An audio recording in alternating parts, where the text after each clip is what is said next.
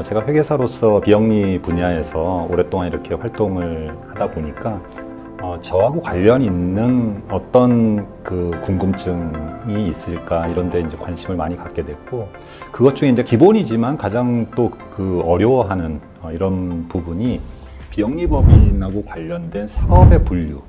이걸 상당히 어려워들 하셨어요. 비영리법인에서 사업을 분류하는 세 가지. 첫 번째는 부가가치세법상 과세사업인지 면세사업인지, 두 번째는 법인세법상 수익사업인지 비수익사업인지, 세 번째는 단체를 만들면서 조직에 참여하는 개인들의 의사합치를 통해서 만든 정관에 표시되어 있는 조직의 목적으로서의 목적사업, 그 안에 고유목적사업과 수익사업, 이렇게 구분하는 세 가지 트랙을 여러분들이 구분해서 생각을 하신다면,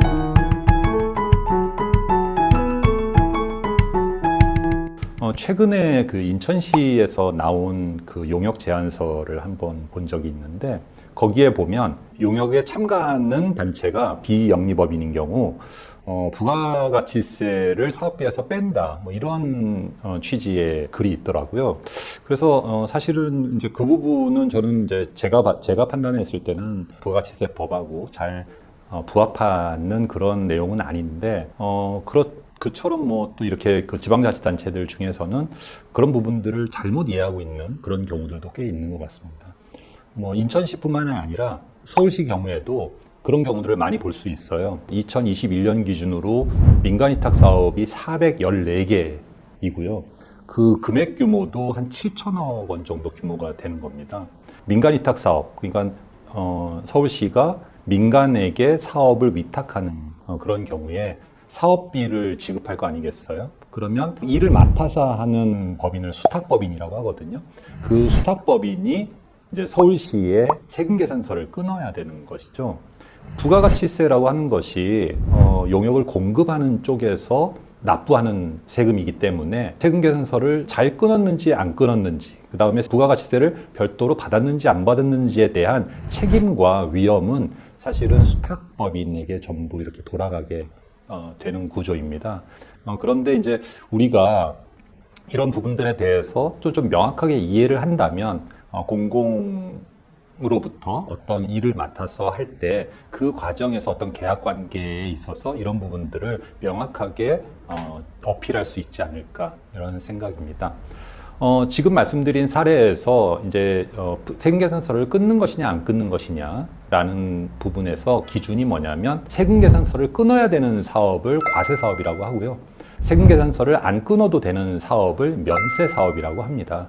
그러니까 부가가치세가 있고 없는 문제인 거죠.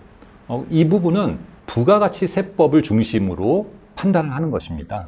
그러니까 부가가치세법에서는 크게 이제 두 가지 종류로 여러분들이 이해하시면 되는데, 이 사업이 과세사업인지 면세사업인지에 대한 판단이 있고요. 그다음에 이 사업자가 과세사업인지 면세사업인지를 판단하는 경우가 있습니다. 그렇지만 이제 대부분의 경우에는 사업자에 의해서 판단을 하는 것이 아니라 사업에 의해서 판단을 하는 것이고요. 그 사업은 예를 들어서 뭐 교육사업이라든가 창작 활동이라든가 또는 뭐 금융활동, 뭐 요즘 마이크로 크레딧 이런 활동들이 많이 있으니까요. 이런 것들의 복지사업, 사회복지사업이라든가 뭐 이런 경우에는 면세가 되는 경우가 있습니다.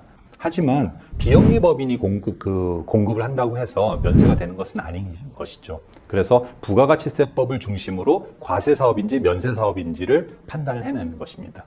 또 하나의 기준은 여러분들이 이제 수익사업이라는 얘기를 들어보셨을 텐데, 수익사업인지 여부를 판단하는 기준입니다. 수익사업은 그 의미가 돈을 버는 사업이 아니고요, 법인세법상 법인세를 내는지 아닌지에 대한 판단이라고 여러분들이 생각하시면 좋겠습니다. 그러니까 수익사업인 경우가 있고 비수익사업인 경우가 있죠.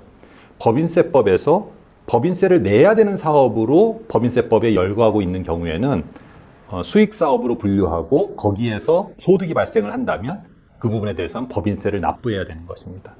그러니까 수익사업이라고 해서 반드시 부가세법상의 과세사업일 수는 것도 아니고요. 또 비수익 사업이라고 해서 부가가치세법상의 반드시 면세 사업이라고 얘기할 수도 없는 것입니다. 그러니까 이게 각각의 분류 방식이 다른 것이죠. 또 하나 여러분들이 듣는 이제 주로 접하는 사업의 분류가 목적 사업입니다. 가장 많이 착각하는 것이 목적 사업이 아니면 수익 사업이다. 이렇게 생각을 하시거든요. 목적 사업이 아닌 것이 수익 사업이 아니고요. 비영리법인이 하는 모든 사업은 목적 사업입니다.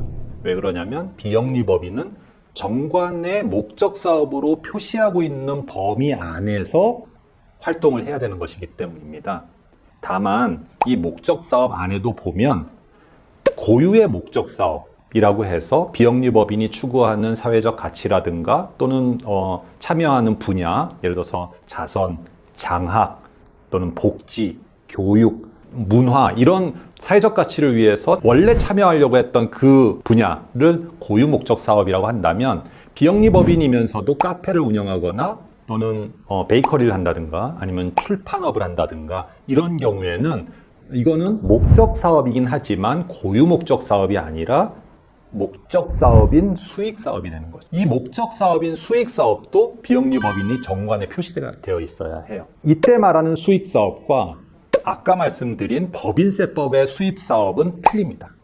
그러니까 목적 사업 내에서 수익 사업이라고 했을 때 그 수익 사업은 고유 목적 사업과 구분되는 수익 사업이고요. 우리가 법인세를 내는 사업으로서 수익 사업은 법인세법에서 열거하고 있는 사업을 수익 사업이라고 하는 겁니다. 그래서 비영리법인에서 사업을 분류하는 세 가지 트랙을 말씀드렸죠. 첫 번째는 부가가치세법상 과세사업인지 면세사업인지, 두 번째는 법인세법상 수익사업인지 비수익사업인지, 세 번째는 단체를 만들면서 조직에 참여하는 개인들의 의사합치를 통해서 만든 정관에 표시되어 있는 조직의 목적으로서의 목적사업, 그 안에 고유 목적사업과 수익사업, 이렇게 구분하는 세 가지 트랙을 여러분들이 구분해서 생각을 하신다면 여러분들이 실무에서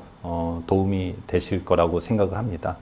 아까 말씀드린 것처럼 서울시나 인천시 같은 경우에는 큰 지방자치단체잖아요. 이런 단체들 전문가들이 많이 계실 텐데도 사실은 그 안에서도 여러 가지 이유 때문에 잘 판단하고 있지 못한 경우도 있습니다.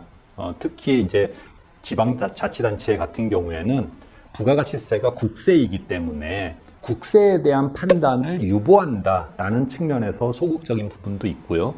또 아까 말씀드린 것처럼 부가가치세에 대한 책임과 위험이 매출자에게, 즉 수탁법인에게 있기 때문에 예산을 배분하는 지방자치단체의 입장에서는 예산을 줄이기 위한 측면으로 소극적으로 해석을 하는 경우도 있습니다.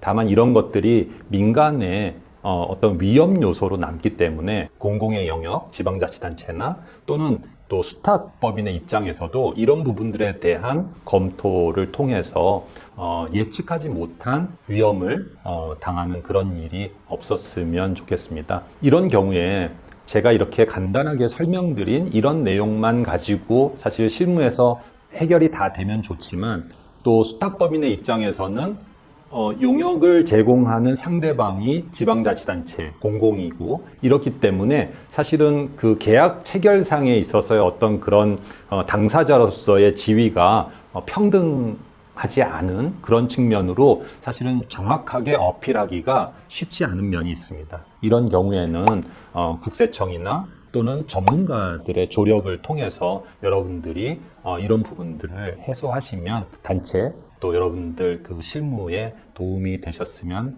하는 바람입니다. 감사합니다.